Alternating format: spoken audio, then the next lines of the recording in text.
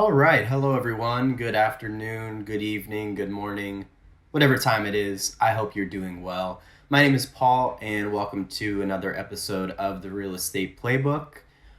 This is going to be a solo episode this week. If you are watching the video, you can probably tell, and I probably didn't even need to say that, but I did anyway. I hope you're all doing well. I am currently quarantining at the house, hence the solo episode. So I'm in my home office today, as we did with the first two solo episodes. I think it was two that I did.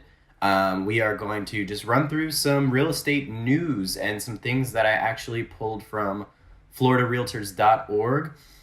If you're unfamiliar with the website FloridaRealtors.org, it's a great resource for somebody personally who, as you know, if you watch the show, struggles to keep up with the world of real estate and all the associated news. I find that they are great at staying on top of things, specifically for Florida-related things, which is some of what we're going to be talking about today. But they do have some just general advice, news, etc. that can impact you no matter where you are or who you are for that matter. There's great stuff on there for agents as well as just the average Joe. Shout out to Joe Cicero. So we're just going to jump right in here. This is episode 46, I want to say. We are creeping up on 50, and we got some good guests planned for you. So do stay tuned, and I hope you enjoy this one. So like I said, well, I didn't say, but we are going to be starting off with some Florida-oriented things here for all of my Sunshine State friends. So the first thing that impacts you, no matter where you are in the state, are the new Florida real estate laws. So those were just announced, well, they might have been announced prior to this and probably were, but they actually went into effect on July 1st. So these are already in effect. I'm sure some of you may have heard about some of these things, are already putting these things into practice. There's a whole laundry list of different things that DeSantis signed into effect. I'm going to cover two of them today. If you want to see the full list, go ahead and head over to FloridaRealtors.org to check that out. So the first one, the big one that has actually come up on the show once or twice already, and I'm sure many of you have heard of, is the Hometown Heroes bill. I suppose that's how you would qualify that. If you don't already know, and this is actually good information even if you are not a realtor, the Hometown Heroes bill actually provides or was funded with $100 million, so a good chunk of change there. Now what this is a government program that is going to help cover upfront costs associated with buying a home for a specific class of people that they're dubbing the Hometown Heroes. So those are the people that make our communities better. Specifically firefighters, law enforcement, nurses, educators. The list goes on. There are a couple different career paths that are covered under this. If you want more details, I would recommend looking into that further, but those are the big ones. Especially excited myself for the educators being included there. As we know, they are criminally underpaid, and this will be great to help them out. So what it does, like I said, it covers some of the upfront costs associated with buying a home. But the more interesting side of it is that it provides zero interest loans for the Hometown Heroes. So the quote that I pulled from the article says that the loan is repaid once the home is sold, rented, or refinanced, creating a continuous cycle of home ownership for some of Florida's essential workers.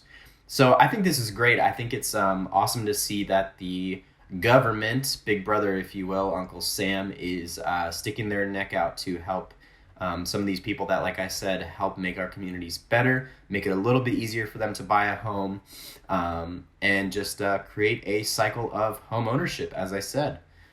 So I think that's great. If you want to learn more and you yourself are not a real estate agent, I would recommend, of course, contacting a real estate agent, as we always say on here. They're going to have the most information for you and be able to provide you with information directly pertaining to you yourself and how you can actually implement this new bill in your life.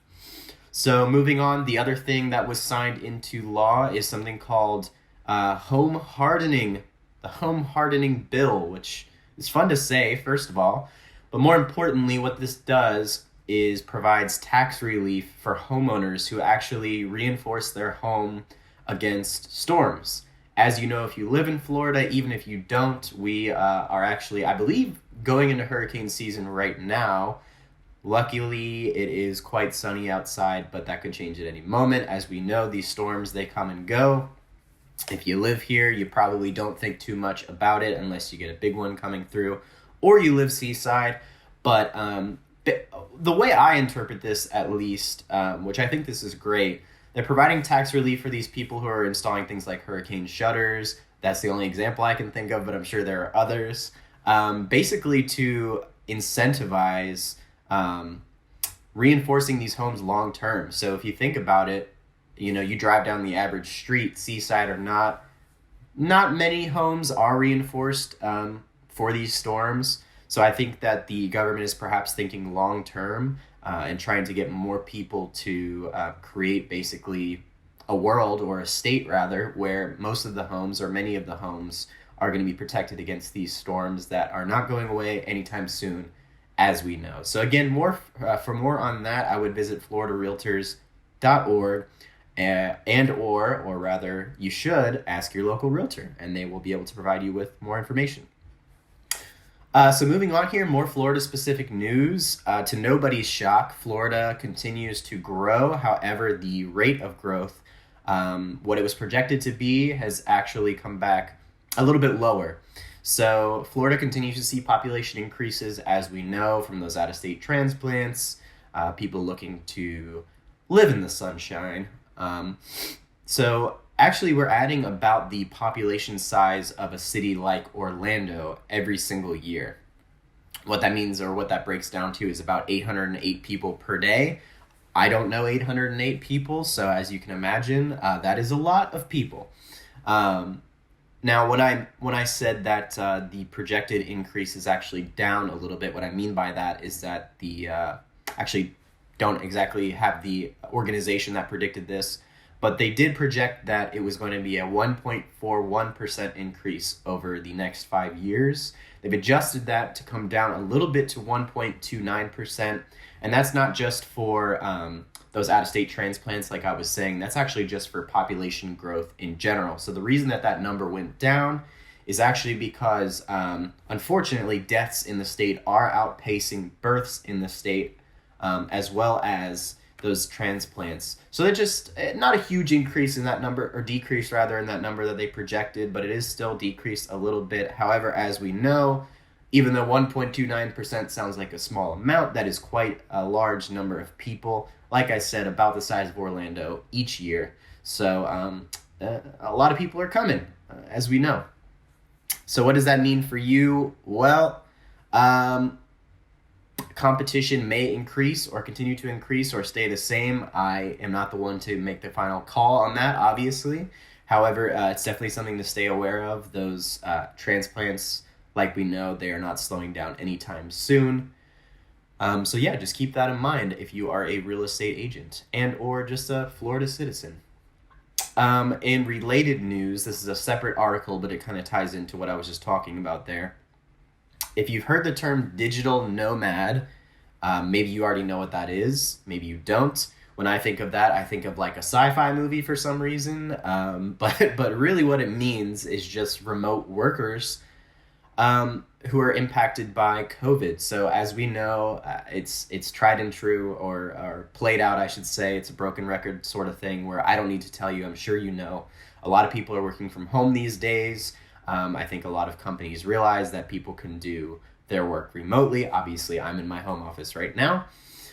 So basically what that means is people are no longer tethered to physical office locations. And for people who have been approved to work entirely remote, if you're like me, you're probably sick of sitting in your house when you are working remote.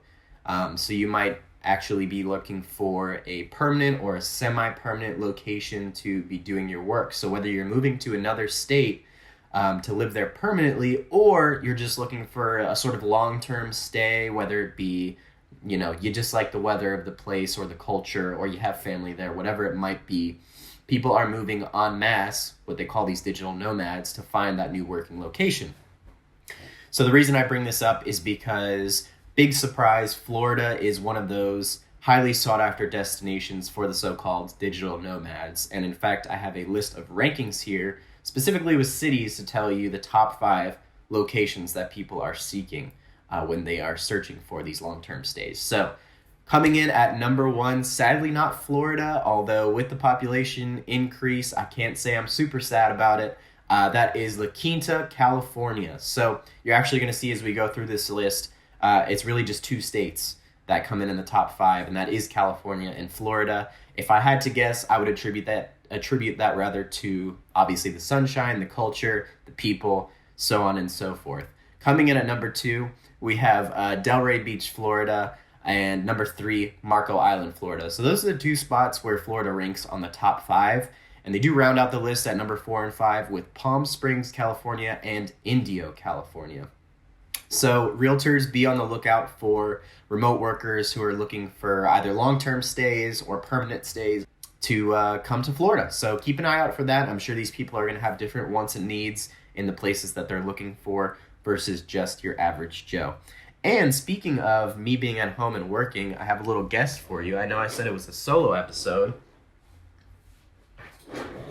but my cat is here, so just a little eye candy for you guys. She doesn't seem like she wants to be on camera right now, but she's real cute, so I had to show you guys my cat. So anyway, moving on here, drop-in bidding wars. That is right. This is a subject that if you watched the last couple episodes, the in-person episodes, or in studio rather, we've talked about this a couple times.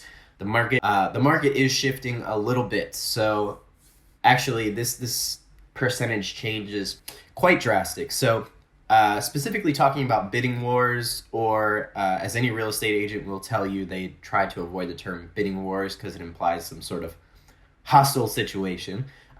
More often than not, you'll hear real estate agents refer to a bidding war as a multiple offer situation, which they're the same thing. Bidding wars is just like the dramatized version of it. I don't know.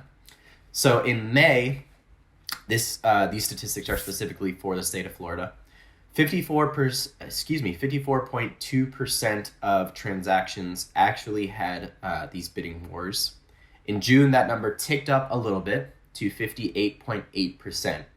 Now in July, that number plummeted by around half to 28.9%. So as we can see, those bidding wars, multiple offer situations are becoming less frequent.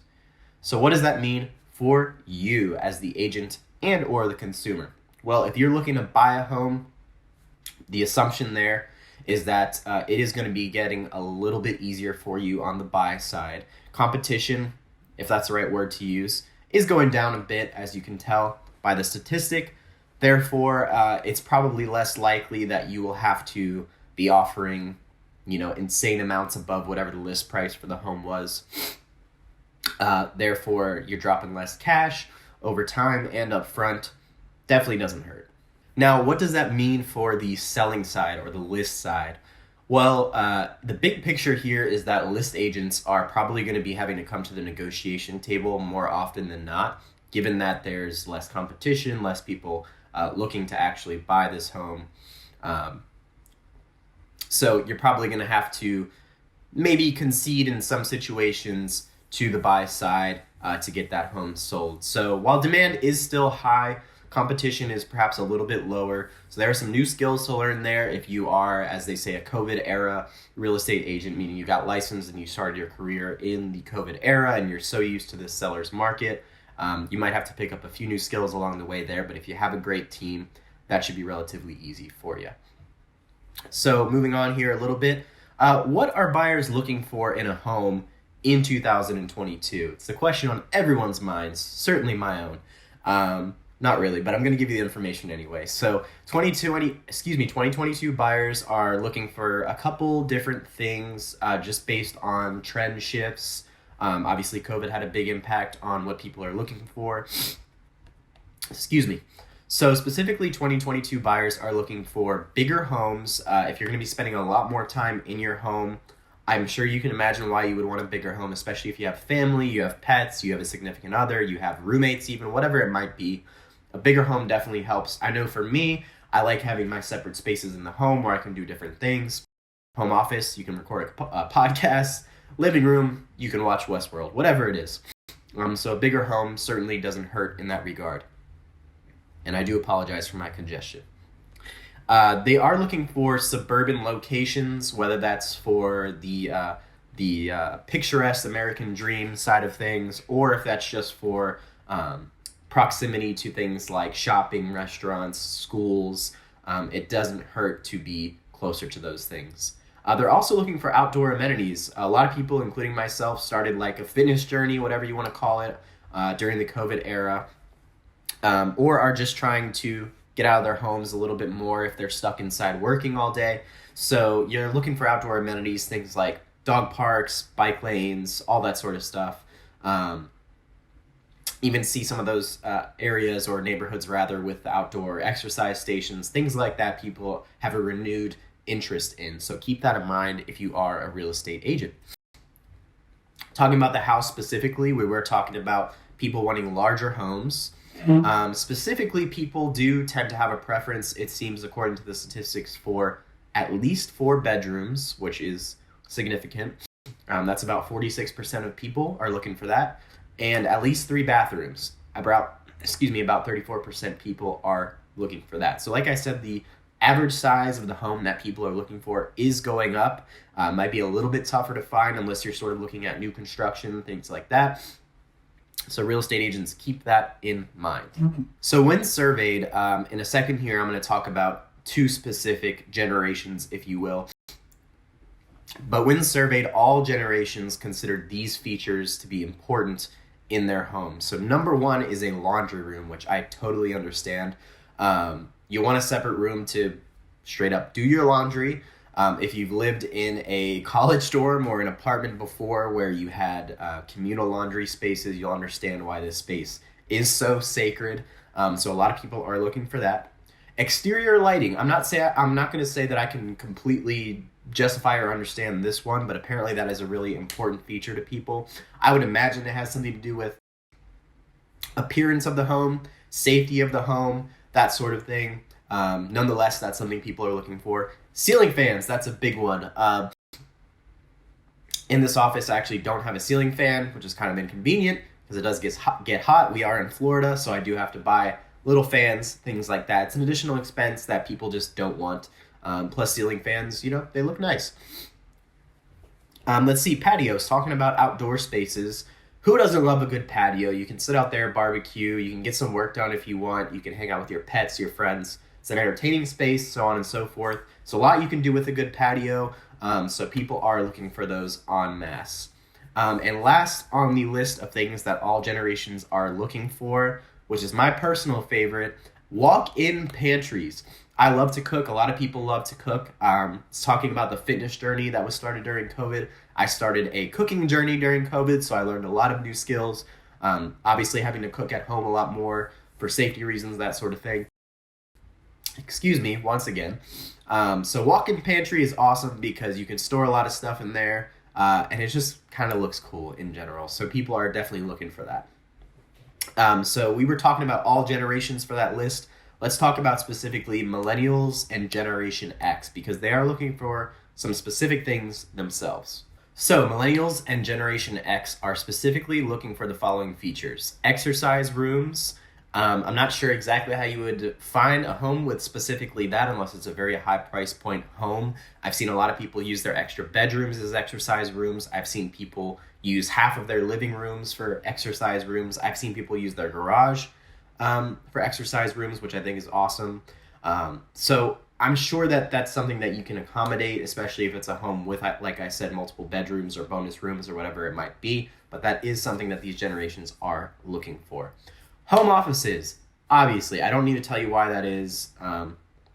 People are working. People want a space to have dedicated to that work, so it doesn't feel like you're using the rest of your home for work, which is just kind of sad. I've done it myself. And if you're getting work done in your bedroom or your living room, you will associate that space with work. People just don't like that. Plus, you just need a little quiet space if, like I said earlier, you do have family, pets, etc. Even though we saw my cat come in here anyway, that's all right.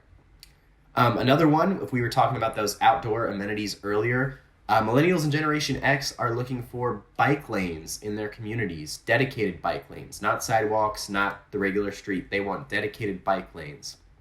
So once again, talking about that fitness journey, a lot of people are getting out there on their bikes, trying to enjoy their communities. And a bike lane is an essential safety feature if you are someone that is hitting the streets in their bikes. So keep that in mind, agents. And the very last thing that I saw in the article that I thought was kind of interesting, might be a little bit more difficult to pin down for your buyers, is something that I sort of succinctly summed up in the two words timeless design. They go into more detail in the article on floridarealtors.org, but essentially what they're saying is that millennials and Generation X are looking for that timeless design, something that appeals to multiple generations. So either the family or the home rather can be lived in by multiple generations, or it can be something that they can pass on in the future without having to worry about remodeling all those exterior features, paint. You can't remodel the entire house, architecture itself, obviously. So they are looking for that timeless design. And the reason I use that phrase is because I was going for a walk recently with my girlfriend, and we were looking at the homes in our neighborhood, and we live in an older neighborhood. So she was saying, why didn't these home builders design some of these homes to be timeless, so to speak? So that was the word that she used, and I thought that was interesting because I'm sure at the time a lot of these houses were built in the 60s, 70s. They did probably think, yeah, these homes are going to look awesome and new and beautiful forever. Maybe they didn't, but that's what I just surmised, when in fact they do look quite old. So that is something that, like I said, millennials and Generation X are looking for, something to keep in mind. That might be something that you could more easily find in a new construction or builder community. So try and keep those good relationships with your local builders going, my friends. I just have two more articles to cover here, guys, before we wrap it up. This one is something that I personally found interesting, as I am a renter. And this one is advice for renters who are priced out of home buying, which you've probably heard me talk about ad infinitum, ad nauseum on this show. Like I said, I am a renter. It's not my time to buy right now. But of course, I'm trying to stay abreast of the news and advice for people who are in my situation. So this is something that you could pass on to your buyers, friends, or if you yourself are in my situation, this could be helpful. So there's a long list of advice that they give. I picked out 4 here that I thought were specifically important or particularly important. The first of being, and this is probably pretty obvious to you, strengthen your finances. In short there, what that means is set aside money. They give some more specific advice about calculating what your desired mortgage payment will be and setting aside that desired amount each month if you can, or at least a portion of that. That way you can be prepared when it does come time to actually buy. If you can't, set aside that amount of money quite yet, at least start putting aside money for that down payment and upfront expenses so you are prepared when it does come time to buy. The next thing that is important is to pay down your debt. What this will do, obviously, is improve your credit score, which is huge, help you get a better loan, and it'll actually improve your debt to income ratio. So if you're reducing your debt, and your income either stays the same or goes up, your debt to income ratio will improve. This is a big thing that lenders look at when they are approving you for a loan, so keep that in mind. Next, this is something that all the realtors out there will definitely co-sign. Avoid optional big expenses. Keyword optional, because we all have those things that come up that you just can't avoid, whether it's a medical bill or something goes wrong with your home or whatever it might be. There are some things that you might actually have to pay for, but you want to avoid those optional ones. Those things might be things like vacations. I know we all love to vacation, but perhaps now isn't the best time to spend a couple grand on a big extravagant vacation if you're looking for a home, if you're looking to buy a home in the short or medium term. Cars. If your old car, and this is something I can relate to, if your old car is still kicking, still doing fine, hasn't broken down yet on you, you don't necessarily need a new car, even though it might look shiny and new and you might think, wow, I would love a new car. That is a huge expense. Most likely you're not paying for that in cash, therefore you're adding another bill, you're adding a larger sum to that debt to income ratio that we just talked about. There are so many memes out there of that realtor's share of, we were about to go to the closing table, but my client just bought a new car, because as they know, and as you should know, that can absolutely tank your loan approval, your mortgage approval. And actually, in a future episode, we are going to have somebody, I'm not going to spoil it, but we will have someone from a lending company on to talk more about these sorts of things. So if you're interested in that, join us next week or the week following. Not sure which one it will be, but we will go into more detail on those subjects. And the last piece of advice, which I personally think is the most important for those renters who are priced out of home buying, yet are looking to buy in the near term, keep in touch with your agent and your lender. If you don't have an agent or a lender, do your research, put your feelers out, do a Google search, ask some friends, ask some family who they recommend. But if you do have an agent or a lender, keep in touch with them, because as I know from doing this show, as you know from watching this show, they are the best resource. They stay up to date the most and the best on these sorts of things, on trends, on data, on new bills, whatever it might be. They are going to be the best resource for you when it comes to advice, tips and tricks and the like, if you're looking to buy a home. So that would be probably the most important takeaway there. And one more article for you guys, last but certainly not least, a little tidbit that I found for your FHA buyers, or if you are an FHA buyer yourself. Sorry, I think I heard a cat there. The Federal Housing Administration is going to ignore COVID-era employment lapses on their loan applications. So basically, the Federal Housing Administration announced new allowances for lenders when they're qualifying borrowers for FHA loans. And I pulled a quote directly from the article for you here. So here's the quote. The pandemic affected the livelihoods of tens of millions of workers in this country, particularly workers of color and those at the lower end of the wage scale, limiting these families' homeownership opportunities because of the unavoidable impacts of an unprecedented global health crisis when they are otherwise well qualified for a mortgage, is unnecessary and contrary to this administration's goals and FHA's mission. And that is from FHA Commissioner Julia Gordon. So basically, they are just trying to help people out, help people get approved for home ownership, even if they were impacted by the pandemic, if their income was impacted, if their employment was impacted. So they boil this down to COVID-related economic events as the qualifiers. What are COVID-related economic events, you might ask? Well, I have the list for you here. 3 things. Number 1, temporary loss of employment. Number 2, reduction of income. Or number 3, reduction of hours worked. So those are the specific things that might qualify a buyer for, or not qualify for, but allow a buyer to fall under these guidelines. And a side note here, lenders can and most likely have begun including this in their, what's the word I'm looking for? Approval process. I'm not a lender. I'm not sure the exact term for it. But they have begun doing this as soon as the FHA made the announcement. So something to keep in mind, whether you are an agent or a buyer and you do have a lapse of employment or other, as I said, COVID-related economic event, there is still hope for you thanks to the FHA. So that's all I actually had for you guys today. Those are the, I believe, 7 articles that I did some research on. Hopefully I will be back in the studio next week with a guest for you guys, and we can talk about these things in some more detail. For the time being, as always with these solo episodes, I thank you for listening. You can find us on all social media at The Real Estate Playbook. You can visit the website, therealestateplaybook.com. If you're listening, thank you. Give us a like on Spotify, Apple Music, whatever it is that you are listening on. If you're watching, hello. You got to see my cat today, and that's awesome if you ask me. If you're on YouTube, that means subscribe, like, drop a comment, subscribe. That's pretty much the rigmarole there. I think that's all I had for you guys this week, so stay tuned. Thanks for joining us, and we will see you next week. Take care.